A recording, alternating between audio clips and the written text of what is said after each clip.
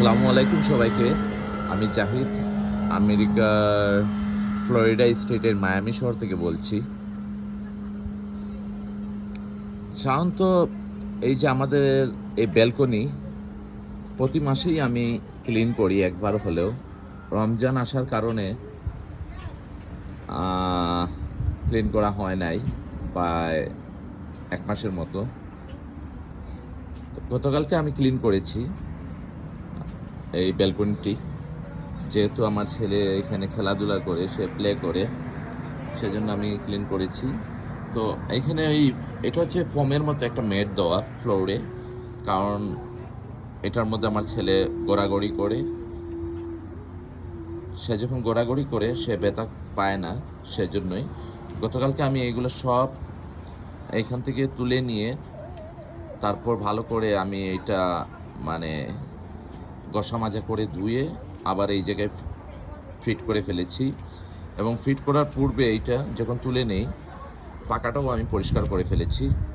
তো আমি চেয়েছিলাম যে পুরোটা ক্লিন করতে ব্যালকনিটা। তো হঠাৎ করে আমার ওয়াইফ বলে যে পুরোটা করার দরকার নেই, কারণ তুমি অর্ধেকটা করো। তো আমি জিজ্ঞেস করলাম কেন। সে আমাকে বলে যে এখানে একটা কবুতর বাচ্চা দেওয়ার প্রস্তুতি নিচ্ছে। এই যে আপনারা দেখতে পাচ্ছেন কবুতরটি, সে বলতেছে কবুতরটি বাচ্চা দেওয়ার প্রস্তুতি নিচ্ছে।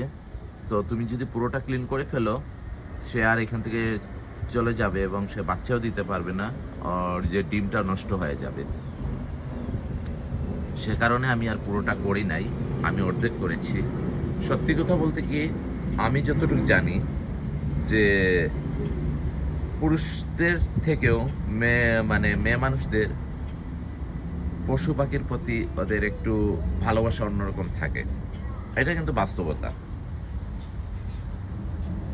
এটার আমি এর আগেও দেখেছি যে আমার বোন বলেন কি আমার যারা আছে ভাগ্নি ভাতিজি, এছাড়াও যে আমার বাইরে মানে বন্ধু বান্ধবদের বোন বলেন কি ওদের স্ত্রী বলেন, সবার একটা জিনিস আমি দেখেছি, ওরা যে পুরুষদের থেকে মেয়ে মানুষরা হচ্ছে পশু পাখির প্রতি একটু যত্নশীল এবং ওদের ভালোবাসাটা একটু অন্যরকম থাকে।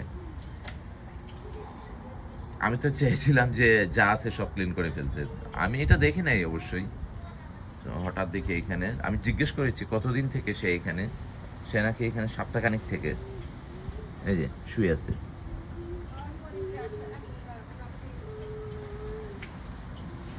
তো এটা হচ্ছে আমাদের গার্ডেন, মিনি গার্ডেন। ও মা, এখানে দুটো দেখি কবুতর। Mail and female. ও, দুইজনেই। Wow, that's good.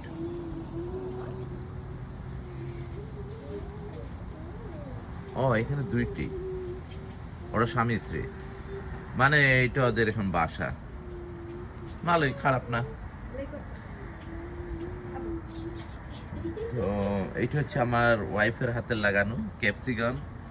এখানে আমাদের পুঁই শাক হয়, ক্যাপসিকাম হয়, লাল শাক হয়, অনেক কিছুই হয় যে আমরা খেয়ে থাকি। এই যে,